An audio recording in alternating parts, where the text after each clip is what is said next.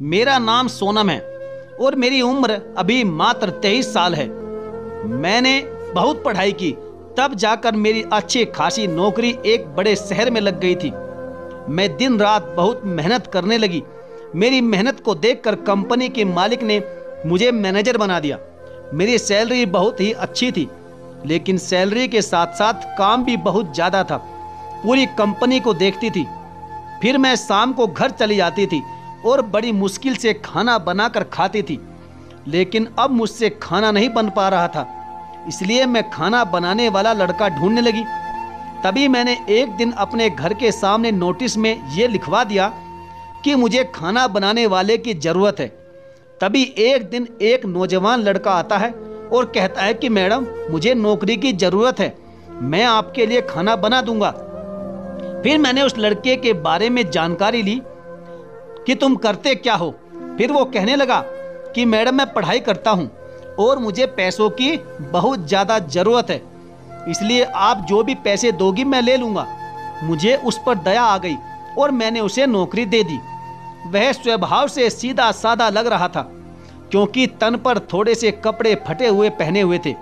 फिर मैंने उसको किचन दिखा दिया और किचन का सारा सामान भी दिखा दिया और बोल दिया कि जैसे किचन का सामान खत्म होता है तो आप मुझे बोल देना, मैं लाकर दे दूंगी। मैं खाना खाकर ऑफिस चली जाती थी। फिर वही मेरे घर पर अकेला रहता था।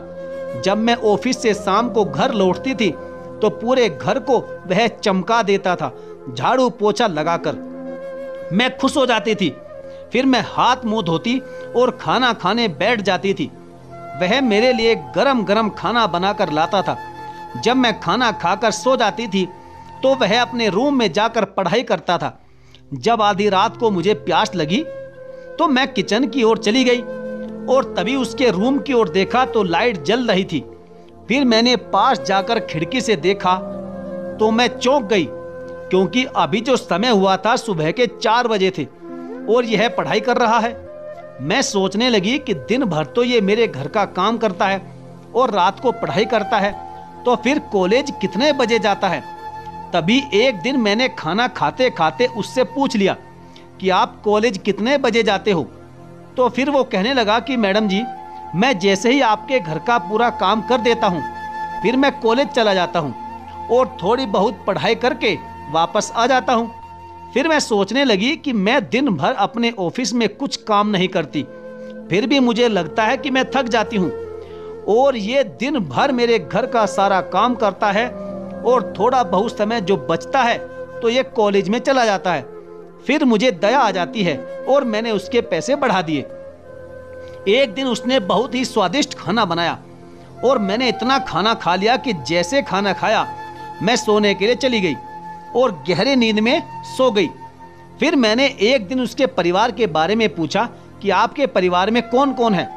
तब वह कहने लगा कि मैडम जी, मेरे बूढ़े माँ बाप और एक छोटा भाई है।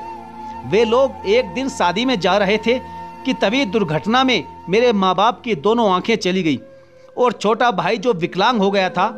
अब मुझे जो भी पैसे मिलते हैं मैं ही उनका पेट पाल रहा हूँ। उसकी बातों को सुनकर मेरी आंखों में आंसू आ गए। कुछ दिन बाद मैंने उसके पैसे और बढ़ा दिए ताकि वह अपने माँ बाप और छोटे भाई का पेट भर सके।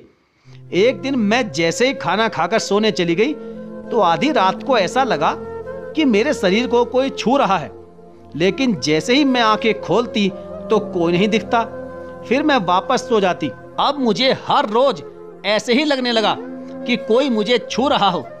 जब भी मैं खाना खाकर सोती हूँ तो रात में मेरी एक बार भी नींद नहीं खुलती, क्योंकि वह लड़का खाना ही ऐसा बना रहा था कि मैं हद से ज्यादा ही खा लेती थी, जिसकी वजह से मेरी नींद रात में एक बार भी नहीं खुलती थी। और फिर मैं सोचने लगी कि मैं आज तो सच्चाई जान के ही रहूंगी कि आखिर मुझे कौन छूता है। तभी मैंने एक तरकीब निकाली और जैसे ही ऑफिस से आई तो मैंने लड़के को बोल दिया कि आज मैंने ऑफिस में खाना खा लिया था, इसलिए आज खाना मत बनाना। फिर मैं सो गई और सोने का नाटक करती रही। तभी आधी रात को मेरे रूम का दरवाजा खुलता है और मेरे बिस्तर की ओर कोई आता है। फिर वह मेरे हाथ पैरों को छूता है। फिर वह मेरे साथ ऐसी हरकतें करने लगता है कि मैं दंग रह गई। मेरी आंखों से आंसू बहने लगे।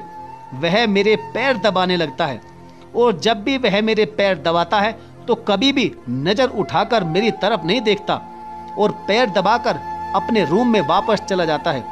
फिर एक दिन मैंने मेरे पैर दबाते समय उसका हाथ पकड़ लिया और कहने लगी कि रहने दो, आप मेरी इतनी सेवा मत करो, क्योंकि आप दिन भर मेरे घर की साफ सफाई करते हो और आप थक जाते होंगे। जाओ, जाकर अपने रूम में आराम कर लो।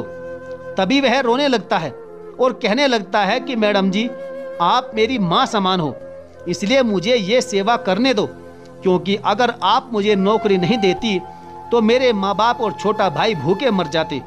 आपकी ही देन है कि वे लोग जी रहे हैं और अच्छा खाना खा रहे हैं। पहले जब मैं नहीं कमाता था तो वह कभी कभार भूखे पेट ही सो जाते थे।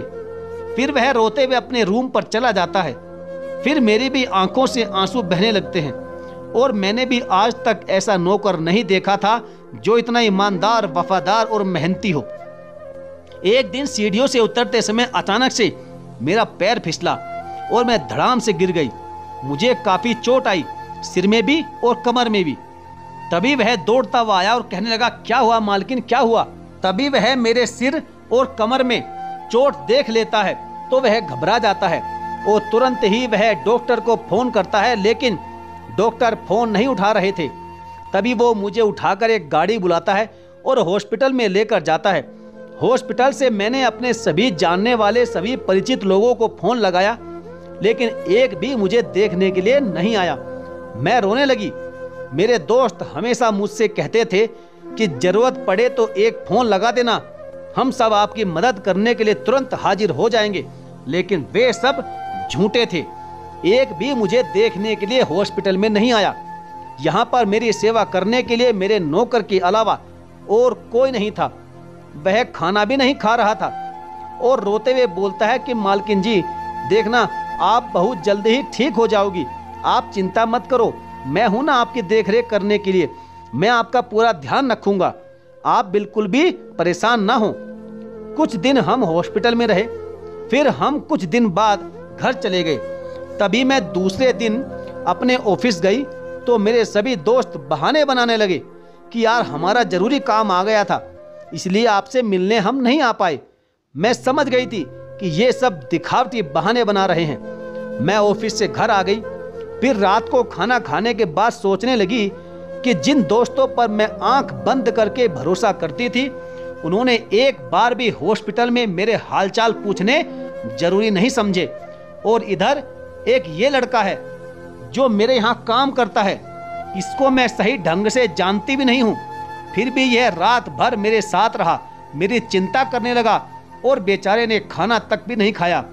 तो देखा जाए तो सच्चा दोस्त तो मेरा यही है, और जिसको मैं दिल से चाहती थी, उससे शादी करना चाहती थी, उन्होंने एक बार भी मेरे पास फोन तक नहीं किया।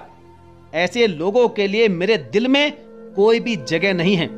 फिर मैं ऑफिस जाती और अपने काम से काम रखती, किसी से ज्यादा बात नहीं करती थी। अब मुझे धीरे धीरे मेरे यहाँ जो ये लड़का काम करता है उससे प्यार होने लगा, मोहब्बत होने लगी। अब मैं उसे झाड़ू पोछा नहीं लगवाती, सिर्फ उसको वह ऑफिस तक कार चलाकर ले जाता और वापस लाता, बस यही उसका एक काम था। झाड़ू पोछे के लिए मैंने अलग से एक काम वाली लगा ली थी। अब उसकी पढ़ाई का सारा खर्चा मैं उठाती हूँ और उसको एक बड़ा आदमी बनते देखना चाहती थी। अब वह भी खुलकर मेरे साथ दोस्त जैसा व्यवहार करने लगा, हंसी मजाक करने लगा और कुछ भी समस्या हो तो मेरे साथ शेयर करने लगा।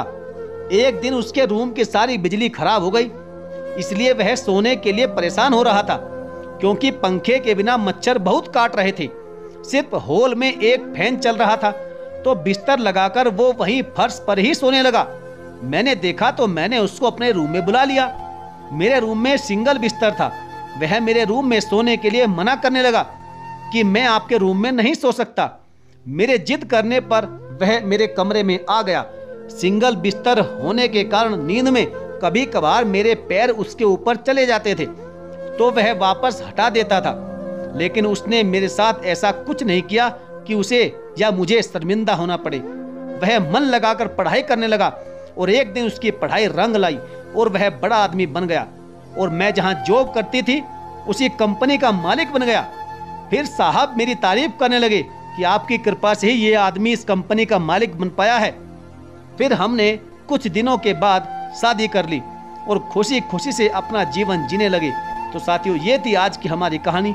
आपको कैसी लगी आप हमें कमेंट करके जरूर बताएं। अच्छी लगी है तो वीडियो को लाइक जरूर करें और यदि आप हमारे चैनल पर पहली बार हैं तो चैनल को सब्सक्राइब करके बेल आइकन को जरूर से जरूर प्रेस कर लीजिएगा। तो चलिए साथियों, मिलेंगे फिर और किसी दमदार कहानी के साथ। तब तक के लिए धन्यवाद। जय हिंद।